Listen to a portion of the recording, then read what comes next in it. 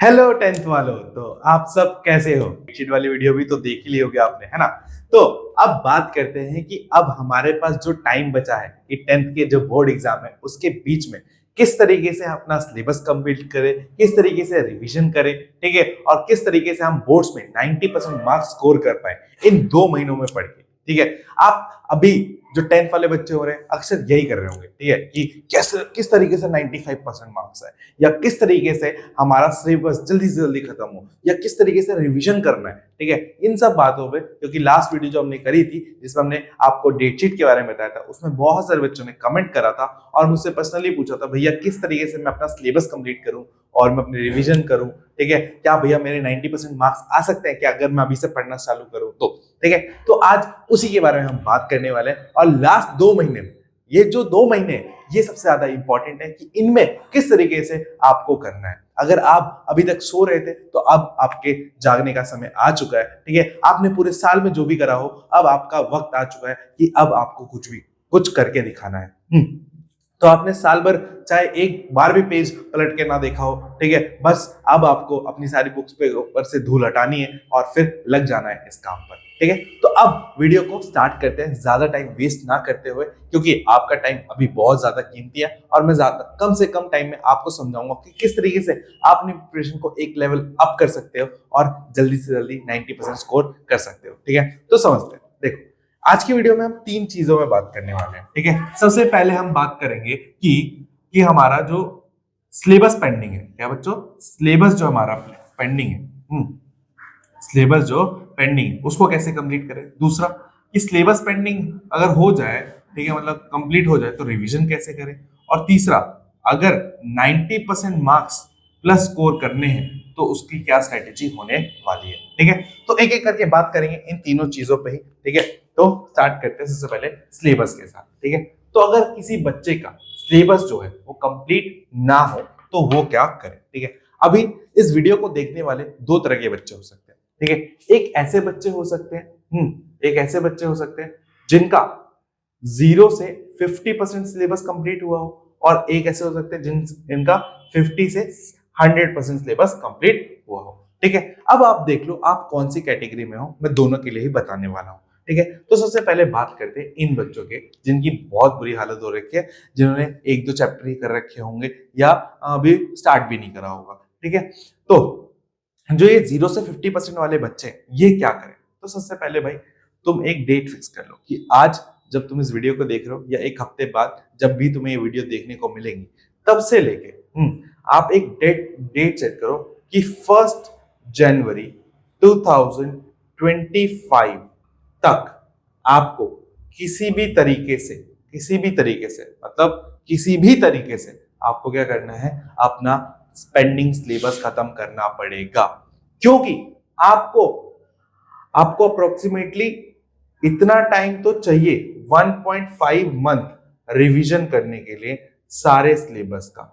ठीक है, तो अगर आप 1 जनवरी तक अपना सिलेबस खत्म कर लोगे तो आपको इतना टाइम मिलेगा ताकि आप अपनी रिवीजन कर सको। और 10th क्लास में रिवीजन जो है वो सबसे ज्यादा इंपॉर्टेंट है। क्या है? सबसे ज्यादा इंपॉर्टेंट है। अब बात करते हैं इन बच्चों की कि ये बच्चे क्या करें जिनका 50 से 100%।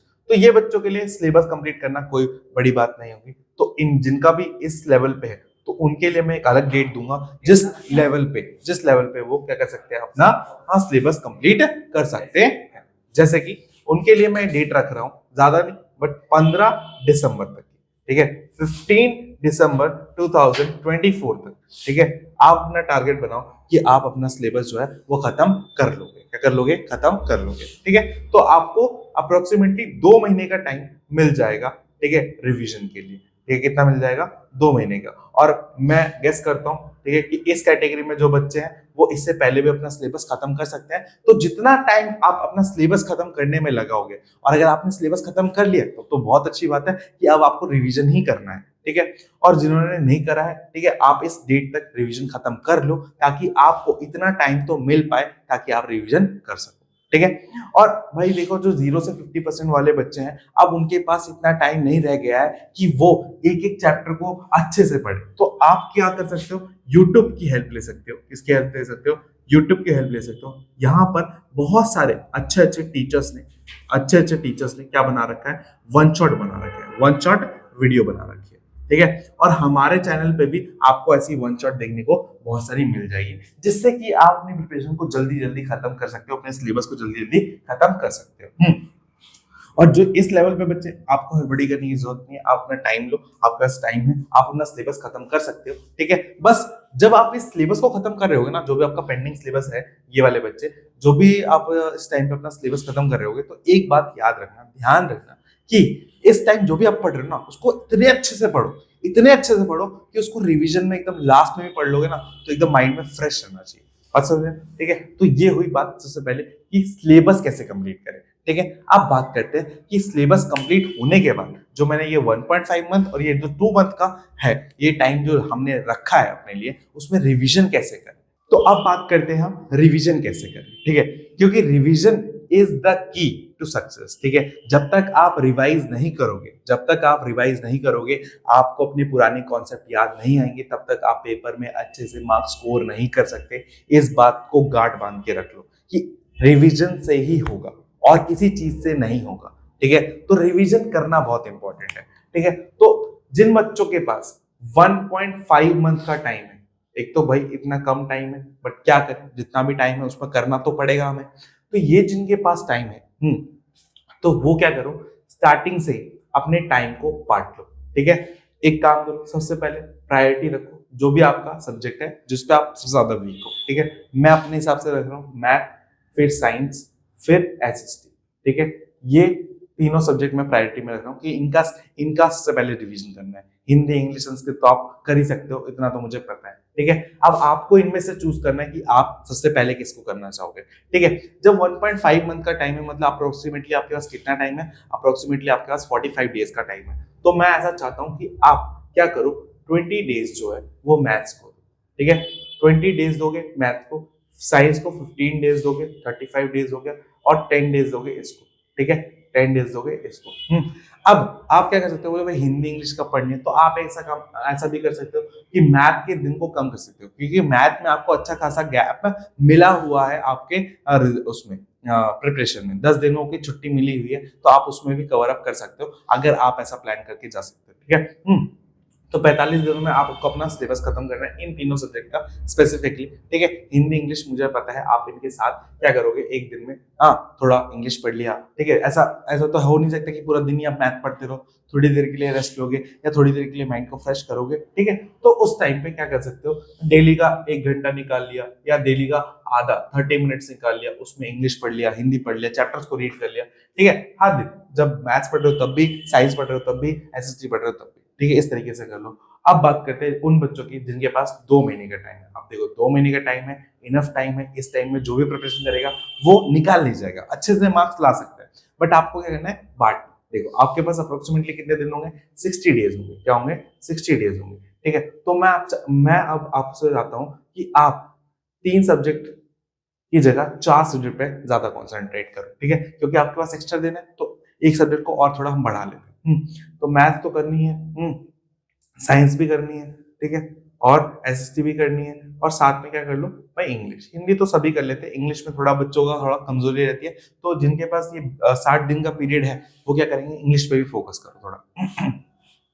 सेम मैथ को 20 दिन दो, ठीक है, मैथ को 20 दिन दो।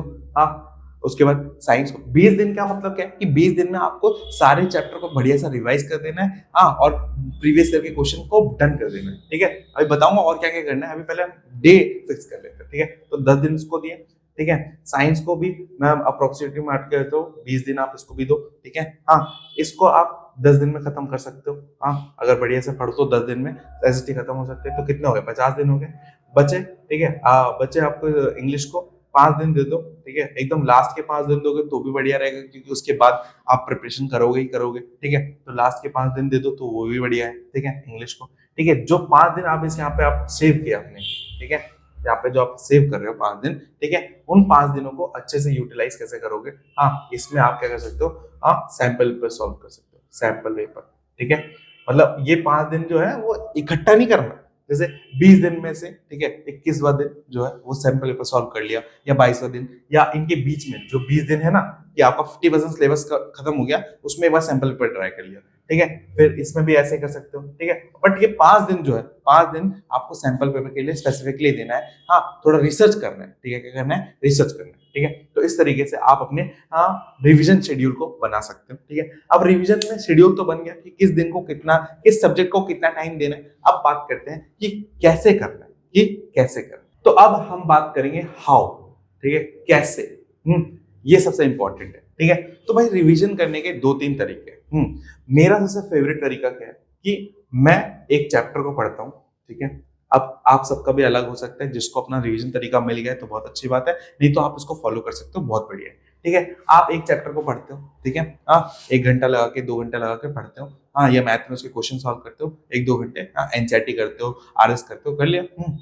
उसके बाद उस चैप्टर से रिलेटेड पीवाईक्यूज देखो तो सही कि किस तरीके के क्वेश्चन उस चैप्टर से पूछे गए हैं, क्या वो चैप्टर रेलेवेंट है, उसमें से पेपर में क्वेश्चन आते भी हैं, कि आप ऐसे फालतू में उसमें इतना टाइम लगा रहे हो, ठीक है। तो उसमें पीवाईक्यूज करो, ठीक है, कर रहे पीवाई। और इसी तरीके से आपको सारे चैप्टर करने हैं। जब आपके सारे चैप्टर या हाफ चैप्टर हो जाए, मान लो चलो पहले हाफ कि आपने हाफ चैप्टर कंप्लीट कर लिया, ठीक है, तो मैं कहूंगा आप हाफ चैप्टर कंप्लीट करने के बाद एक सैंपल पेपर लगाओ, एक सैंपल पेपर लगाओ, ठीक है। और सैंपल पेपर को पूरा सॉल्व करने, देखो पूरा सॉल्व कर सकते हो तो बहुत अच्छी बात है, बट सैंपल पेपर जब ये हाफ चैप्टर कंप्लीट होने का जब आप सैंपल पेपर लगाओगे ना, तो इसमें आप ये करना कि जो सैंपल पेपर है उसमें उसी टारगेटेड, जितना आपने चैप्टर पढ़ा है ना, उसी टारगेटेड सेक्शन को टारगेट करना, मतलब उस जगह पे ही टारगेट करना। हाँ, कि वही है आपकी वो मछली की आग जहां पे आपको तीर दे के मारना है, ठीक है, कि वहां के क्वेश्चन आपसे नहीं छूटने चाहिए। ये आपने हाफ चैप्टर पढ़ लिए, अब अगर आपसे वहां के चैप्टर, अगर वहां से अगर क्वेश्चन छूट रहा है, मतलब आपकी जो रिवीजन हुई है वो सॉलिड नहीं हुई है, फिर से जाओ वापस और उस चैप्टर को, उस जगह पे, उस पॉइंट को फिर से एक बार पढ़ो और बढ़िया से उसको रिवाइज मारो कि अगली बार पेपर में वो ना छूटे, ठीक है। तो हाफ चैप्टर होने के बाद फिर फुल चैप्टर जब हो जाएगा आपका, फुल सारे के सारे जितने भी चैप्टर हो जाए, ठीक है, सारा सिलेबस खत्म हो जाए, उसके बाद मिनिमम, भाई मैं मैथ के लिए तो भाई बोल के चलता हूँ कि 5 सैंपल पर तो लगाओ, 5 सैंपल पर मैथ के लिए तो लगाओ, ठीक है। पेपर से पहले कैसे भी 5 तो लगाने, 5 से ज्यादा आप जितने ज्यादा लगाओगे उतना बढ़िया आपके लिए होगा, ठीक है। दूसरी स्ट्रैटेजी ये है कि बच्चे अक्सर क्या करते हैं, जैसे उनका सिलेबस खत्म हो जाता है, सैंपल पर लेके बैठ जाते हैं और वहीं से प्रिपरेशन करते हैं। तो दूसरा तरीका भी आप अपना सकते हो, ठीक है। पहला तरीका तो मैंने बता दिया, चैप्टर वाइज जाओ, चैप्टर वाइज पढ़ो और फिर करो उसको, ठीक है। जबकि आपको क्या करना है, फुल चैप्टर करने के बाद आप क्या कर सकते हो, सैंपल पर लगा सकते हो, क्या लगा सकते हो, सैंपल पर लगा सकते हो, बस समझ में। अब ये होगी कि कैसे रिवीजन करें, इसके बारे में बात होगी। अब बात करते हैं कि जिन बच्चों को 90% स्कोर करना है वो कैसे करें, 90%, ठीक है। तो 90% के लिए कुछ 2-3 टिप एक्स्ट्रा रहेंगे मेरे पास। तीसरा क्या है, 90% मार्क्स, ठीक है भाई, तो सबको 90% मार्क्स चाहिए, है ना, 90% मार्क्स। तो देखते हैं 90% मार्क्स के लिए कर सकता हूँ। तो सबसे पहले भाई 90% जिसको चाहिए उसे अपने गेम को एक लेवल अप करना ही पड़ेगा। जब तक आप अपनी लेवल को एक लेवल अप नहीं करोगे, आपके 90% नहीं आ सकते, ठीक है। उसके लिए आपको जल्दी से सिलेबस खत्म करना पड़ेगा, बढ़िया सा रिवीजन करनी पड़ेगी। ये तो चीजें तो हैं, ठीक है, ये 2 चीजें तो करनी है, हर बच्चे को करनी है, चाहे वो 90 लाए चाहे 80 लाए, सबको करना है। बट जो 90 वाले हैं तो उनको थोड़ा गेम अप करके चलना पड़ेगा, अपने टोज पे रहना पड़ेगा, ठीक है, कि आपको, आपके पास बिल्कुल टाइम नहीं बचा, 2 महीने बहुत कम टाइम होता है, अभी आपके पास कितना महीना बचा, 2.5 महीना बचा होगा, ठीक है। तो आपको टाइम लेके करना पड़ेगा, ठीक है, टाइम लेके क्या करना पड़ेगा, करना पड़ेगा। अगर नहीं करोगे तो नहीं बात बनेगी, नहीं करोगे तो नहीं बात बनेगी, बात समझ में। तो जो 90% लाएंगे तो उनको थोड़ा एक्स्ट्रा एफर्ट आप जितना कर सकते हो, एक्स्ट्रा एफर्ट आप जितना कर सकते हो। आप ये मत समझो कि अगर आप हिंदी में एफर्ट मार रहे हो तो उससे आपको स्कोर नहीं मिलेगा, बिल्कुल मिलेगा और वो आपके एडअप होगा। और जो भी 90% मार्क्स है उनके लिए सारे subject, math, English, science, SST, ठीक है, उसके बाद आपका हिंदी, ठीक है, और जो भी एडिशनल सब्जेक्ट है वो भी इंपॉर्टेंट है, ठीक है, क्योंकि 90% आपके सिर्फ 2 सब्जेक्ट से नहीं आ सकते, आपको सब में बराबर 90% के लिए लाने पड़ेंगे, तभी आप 90% स्कोर कर पाओगे, ठीक है। तो आपको सब पे बराबर ध्यान देना पड़ेगा और सब पे अच्छे से मेहनत करनी पड़ेगी। तीसरा, आपको आंसर राइटिंग पे थोड़ा ज्यादा फोकस करना पड़ेगा, ठीक है, आंसर राइटिंग पे क्या करना पड़ेगा, फोकस करना पड़ेगा। अगर आप आंसर राइटिंग अच्छे से नहीं कर पाओगे तो आपको बड़ी प्रॉब्लम होने वाली है। ठीक है, कि आपको पता ही नहीं कि 2 नंबर के क्वेश्चन में कितना बड़ा आंसर लिखते हैं, 5 नंबर में कितनी पॉइंट्स लिखे जाने चाहिए, कैसे प्रेजेंट करना चाहिए। तो इसका एक बहुत इंपॉर्टेंट कॉन्सेप्ट है और इस पर मैं बहुत जल्दी एक वीडियो लाने वाला हूँ। ठीक है, तो उसके लिए वेट जरूर करना। मैं उसमें आपको आंसर राइटिंग के लिए बहुत सारी चीजें बताऊंगा, बहुत सारी टिप्स दूंगा कि राइटिंग इंपॉर्टेंट है कि नहीं। उसके लिए वेट करना, मैं वीडियो बहुत जल्दी लेके आऊंगा। तीसरा भाई, तीसरा खुद पे कॉन्फिडेंस रखो भाई, ये आप कर लोगे। ठीक है, अगर आप अपने आप को डिमोटिवेट करोगे तो आप नहीं हो पाओगे। ठीक है, साथ में भाई डिसिप्लिन रहो भाई, मोटिवेटेड से कुछ नहीं होता, डिसिप्लिन रखो। ठीक है, डिसिप्लिन जितना रहोगे उतना ही डिमोटिवेशन आपसे क्या रहेगा, दूर रहेगा। ठीक है, डिसिप्लिन का मतलब कि भाई आपने अगर 3 घंटे मान के चले, डेली आपको अगर 3 घंटे पढ़ना है तो डेली 3 घंटे पढ़ना ही। डेली अगर 4 घंटे माना है तो 4 घंटे पढ़ना ही है, चाहे मोटिवेशन हो ना हो फर्क नहीं पड़ता, आपको डिसिप्लिन रह के डेली करना पड़ेगा। ठीक है, और डेली का मतलब डेली, अब आप डेली आपको पढ़ना पड़ेगा। डेली क्या पढ़ना पड़ेगा, डेली आपको पढ़ना पड़ेगा। डेली नहीं पढ़ोगे तो काम नहीं बनेगा, डेली नहीं पढ़ोगे तो काम नहीं बनेगा। ठीक है, तो अगर इन सारी चीजों को आप फॉलो करते हो तो 90% लाने से तो आपको कोई नहीं रोक सकता, भगवान भी नहीं रोक सकता असल में। तो बस इतनी सारी चीजें कर लो अच्छे से, तो आप क्या कर सकते हो, 10th में 90% से ज्यादा स्कोर भी कर सकते हो। ठीक है, तो लास्ट के 2 महीने बचे हुए, टाइम को वेस्ट मत करो। ठीक है, जो भी एक्टिविटीज थी सब चीजों को ना बोलो, अपने आप को दुनिया से अलग कर लो। ठीक है, और पूरी तरीके से इन 2 महीने में आपको करना है, पूरी फुल फोकस के साथ पढ़ाई पर ध्यान देना है। जितना आप पढ़ सको, जितनी आपकी कैपेबिलिटी है उतना करना पड़ेगा। जहाँ पे भी फ्री टेस्ट मिले, जहाँ पे भी सैंपल पेपर हो रहा हो या कुछ भी हो रहा हो, वहां जाके बैठ जाओ कि मुझे भी देना है। जैसे हमारे ट्यूशन में भी बहुत जल्दी हम सैंपल पेपर का टेस्ट करवाने वाले हैं। ठीक है, हम अपनी तरफ से सैंपल पेपर बनाते हैं, उनका टेस्ट करवाने वाले हैं। तो अगर आपको यहाँ पे भी करना हो तो आप कर सकते हो। ठीक है, तो जहां पर भी आपको मौका मिले, सैंपल पेपर जहां पर भी आपको ऐसा मिले कि आपको आंसर चेक होके मिलेगी, ठीक है, उस जगह पे जाओ, टेस्ट दो, अपनी आंसर को चेक करो। जब भी आप सैंपल पेपर करो सॉल्व, उसको एनालाइज करो कि कहाँ गलती आ रही है, क्या आ रही है। ठीक है, इन सब बातों से आप इन सब चीजों को मिला दोगे तो आपको 90% लाने से कोई नहीं रोक सकता है। बस समझ में, तो आज के लिए बस इतना ही रखते हैं। ठीक है, आपका ज्यादा टाइम वेस्ट नहीं करते और जाओ अच्छे से पढ़ाई करो और फोड़ दो पेपर में। ठीक है बच्चों, मिलते हैं नेक्स्ट वीडियो में, तब तक के लिए टाटा बाय बाय।